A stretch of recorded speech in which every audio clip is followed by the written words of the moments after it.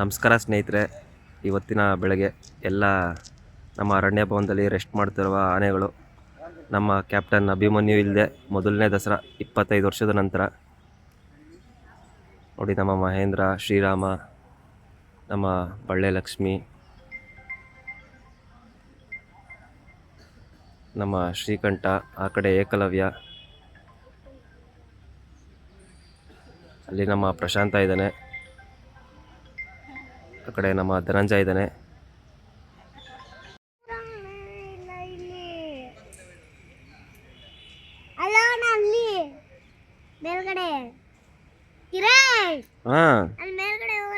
ಎಲ್ಲಿ?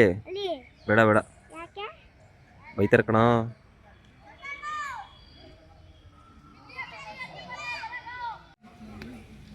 ಈ ಸತಿ ಭಾರಿ ನಿರೀಕ್ಷೆ ಇದೆ, ಯಾರು ಈ ಸತಿ ನಮ್ಮ ಕ್ಯಾಪ್ಟನ್ ಆಗ್ತಾರೆ ಅಂತ.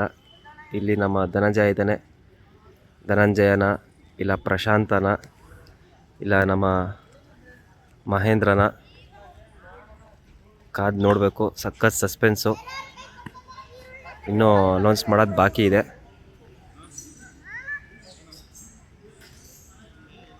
ದಯವಿಟ್ಟು ಈ ಸತಿ ದಸರಾದಲ್ಲಿ ಯಾರು ಆನೆ ಹತ್ರ ಬಂದಾಗ ಮುಟ್ಟೋದಾಗಲಿ, ಹಿಂದೆಯಿಂದ ಮುಟ್ಟೋದಾಗಲಿ ಮಾಡಿಬಿಡಿ.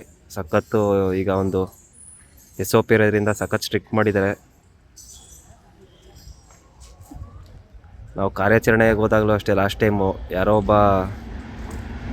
ಇಲ್ಲಿ ಹರಹಳ್ಳಿ ಹತ್ರ ಕಾರ್ಯಾಚರಣೆಗೆ ಹೋದಾಗ ಆನೆ ಬಾಲ ಹಿಡ್ಕೊಂಡೇ ಎಳಿತಾನೆ, ಅಂಥವರು ಇರ್ತಾರೆ. ದಯವಿಟ್ಟು ಮುಟ್ಟೋದಾಗಲಿ ಏನು ಮಾಡಬೇಡಿ.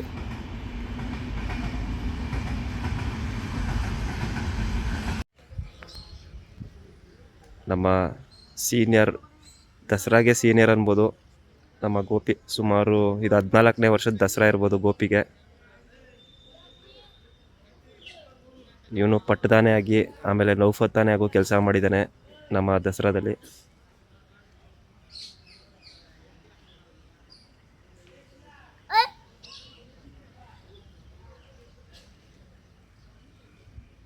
ಒಂದು ಆರ್ಟಿಕಲ್ ನೋಡಿದೆ ಸ್ನೇಹಿತರೆ, ಏನಂದರೆ ನಮ್ಮ ಭೀಮಂಗೆ ಮತ್ತು ಅಭಿಮನ್ಯುಗೆ ಯಾಕೆ ಈ ಸತಿ ದಸರಾ ಕರ್ಕೊಬಂದಿಲ್ಲ ಅಂದರೆ, ತುಂಬ ಜನ ಫ್ಯಾನ್ ಫಾಲೋವಿಂಗ್ ಇರೋದ್ರಿಂದ ಆನೆಗಳಿಗೆ ಇಲ್ಲಿ ಕ್ರೌಡ್ ಕಂಟ್ರೋಲ್ ಮಾಡೋಕ್ಕಾಗಲ್ವಂತೆ. ಆದ್ದರಿಂದ ಆ 2 ಆನೆನ ಕೈ ಬಿಟ್ಟಿದ್ದಾರೆ ಅಂತ ಬರೆದಿದ್ದಾರೆ.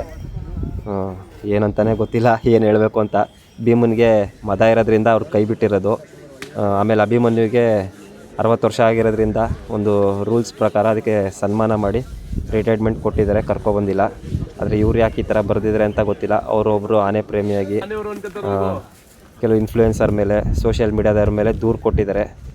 ಮಾಡಲಿ, ಒಳ್ಳೆಯದೇ.